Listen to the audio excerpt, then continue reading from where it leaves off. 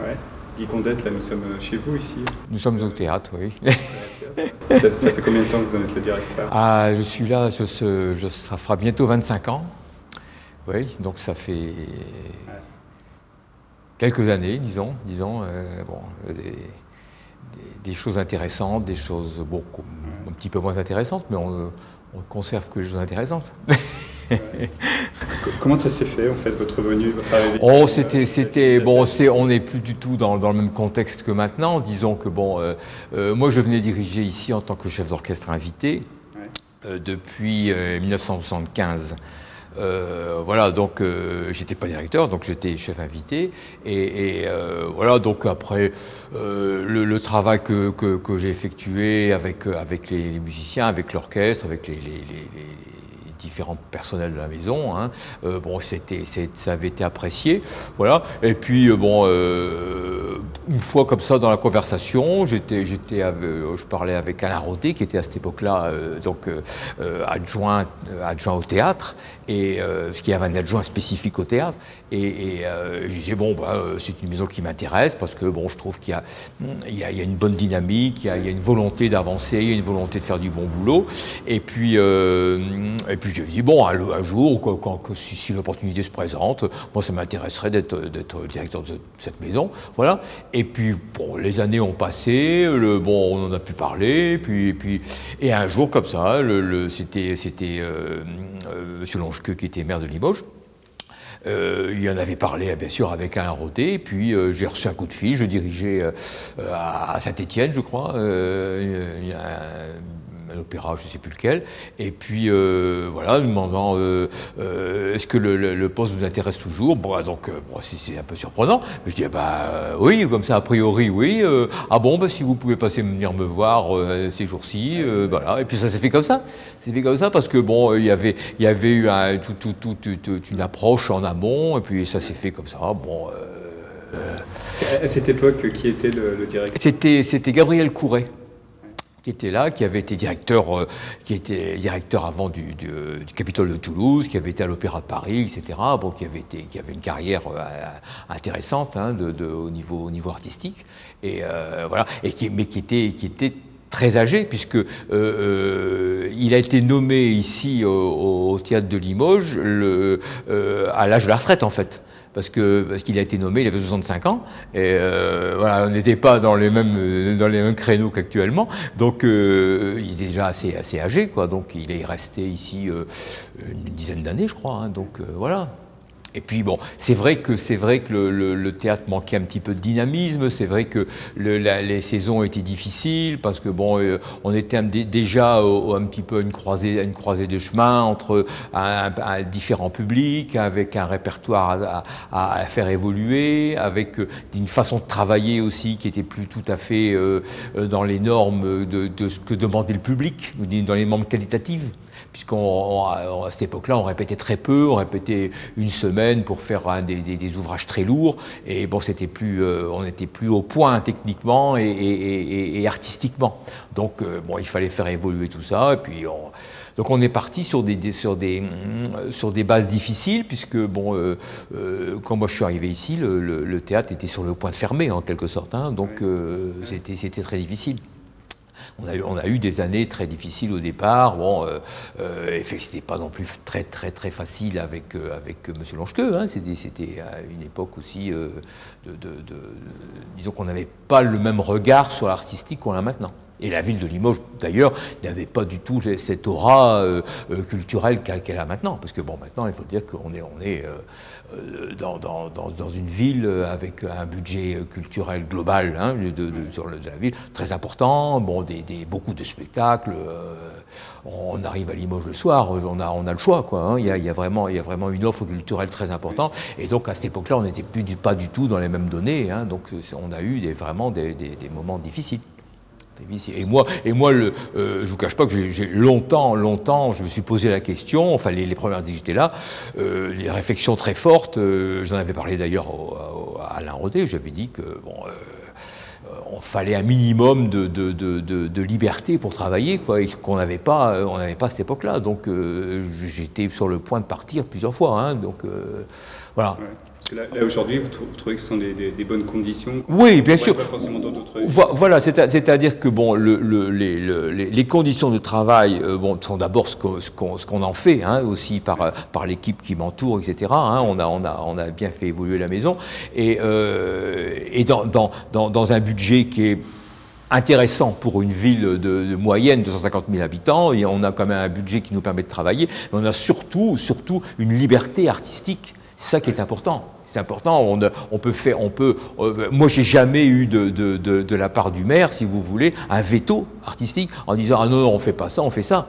Jamais. J'ai été vraiment pendant tout mon mandat ici libre complètement de mes choix artistiques, si vous voulez. Qu'il fallait retravailler puis souvent en fonction des budgets, en fonction des choses comme ça, si vous voulez. Mais ça, c'est la règle du jeu. Hein. Mais au niveau des choix artistiques, des perspectives, j'ai jamais eu de problème. Jamais eu de problème. Et ça, c'est appréciable. Hein. Ouais. Et quels sont vos critères justement par rapport aux choix artistiques? Pourquoi sur quels critères vous dites tiens, je vais faire Don Giovanni cette année ou pas? D'abord, il y a le respect du public. Il y a le respect du public, c'est-à-dire on a un public à Limoges, on a un éventail, un spectre de public très très large. Hein. Donc il faut respecter ce public en disant on refait Don Giovanni qu'on n'a pas fait depuis 10 ans par exemple, mais on le fait évoluer. Ça reste toujours Don Giovanni de Mozart, hein, mais on le fait évoluer au niveau de la mise en scène, etc. En fonction aussi. Des gens qu'on invite, si vous voulez, que j'invite, et puis des publics. On ne va pas choquer non plus pour dire de choquer, ou faire de la provocation pour faire de la provocation. Donc, il y a d'abord cette chose-là, le respect, si vous voulez, de différents publics, différents critères de public, et puis après, il y a le plaisir de l'ouvrage, quoi, je veux dire. Hein. C'est des ouvrages majeurs qu'une scène comme Limoges doit faire et doit continuer à faire perdurer, hein, parce que... Et parce que vous êtes donc directeur général du théâtre et puis aussi directeur... Oui, j'ai plusieurs casquettes. Plusieurs casquettes. Voilà. Voilà. Donc c'est important aussi à faire au niveau de l'artistique, si vous voulez. Moi, je suis toujours attaché à faire débuter beaucoup de solistes jeunes. Donc là, par exemple, pour ce Don Giovanni, on a pratiquement que des prises de rôle, comme dans d'autres ouvrages de la saison d'ailleurs, que des prises de rôle de gens jeunes, de gens de talent. Et ça, c'est aussi une mission, si vous voulez. D'un directeur, c'est de mettre le pied à l'étrier à des gens qui ont du talent et puis de les faire débuter, etc. Et beaucoup de gens ont débuté ici et qui chantent maintenant au Met à New York, à la Scala de Milan, etc.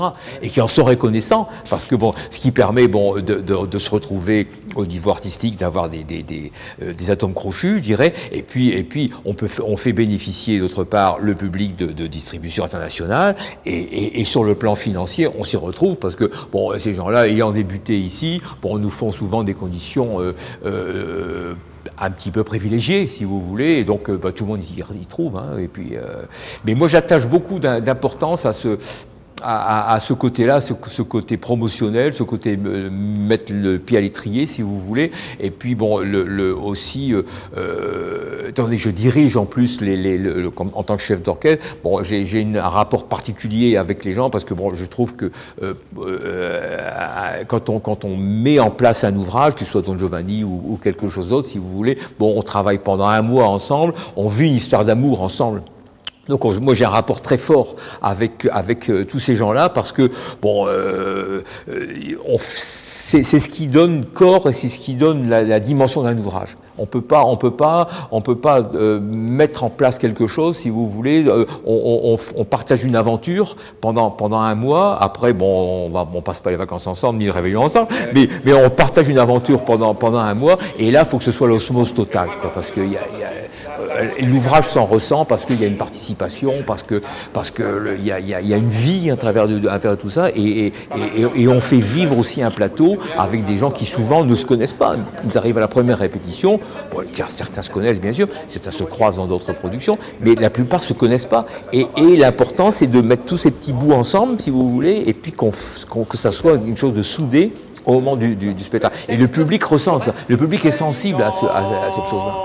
J'ai toujours pensé que c'était vous, en tant que chef d'orchestre, qui était l'auditeur privilégié, qui ressentiez le plus toutes les vibrations. Oui, parce que moi, si vous voulez, le chant m'est très fort intérieurement. Il me pénètre, il fait partie de ma vie, il fait partie de mon corps, il fait partie de mes racines, quoi, si vous voulez. Donc, c'est pour ça que je vous dis, j'ai un rapport très fort avec tout ça, parce que le chant me fait vivre, si vous voulez, et donc je transmets aussi beaucoup de choses. Je demande beaucoup de choses aux gens. Je tire la quintessence, j'essaie de tirer la quintessence des qualités des uns et des autres, pour justement que le spectacle arrive à son pinacle, si vous voulez, au moment du spectacle, quoi. Bon, après, il peut y avoir des problèmes de physique, une grippe, un rhume, tout ce qu'on veut, hein. Mais disons que quand on a travaillé, on a tiré, si vous voulez, le meilleur de tout le monde, quoi. À la fin d'un spectacle, vous êtes comment? Parce que physiquement, ça doit être... C'est dur, ouais, c'est dur. Ouais, c'est dur. On perd plusieurs kilos, hein, mais on les rattrape vite. Non. Mais si vous voulez, c'est un investissement très fort. Et puis, cumulant les deux fonctions, si vous voulez, de chef d'orchestre et de responsable, donc on se place aussi de l'autre côté. C'est-à-dire que va ressentir le public de cette production, de tel ou tel chanteur qui ne connaît pas, ou qui découvre, etc. Donc, il y a un stress très fort, si vous voulez, mais qui se dissipe très vite. Dès qu'on commence la première mesure de musique, c'est fini. Après, on est dans le spectacle, on est dans la musique, on est dans le théâtre, donc tout ça se dissipe vite, hein. Mais si vous voulez, c'est toujours les résultats d'un très gros travail en amont. Ça, il faut toujours que le public, moi je dis souvent quand on fait des rencontres avec le public, il faut que le public sache qu'un chanteur, quel qu'il soit, que ce soit ses qualités, ses défauts, son état de forme ou son état physique du moment, il donne toujours le meilleur de lui-même. Un artiste donne toujours le meilleur. Après, bon, il plaît ou il plaît pas, il est en forme, il est pas en forme, mais il donne toujours le meilleur de lui-même. Et parce qu'on a travaillé, si vous voulez, du premier jour au dernier jour dans cette optique-là. Et ça, c'est ça qui est important.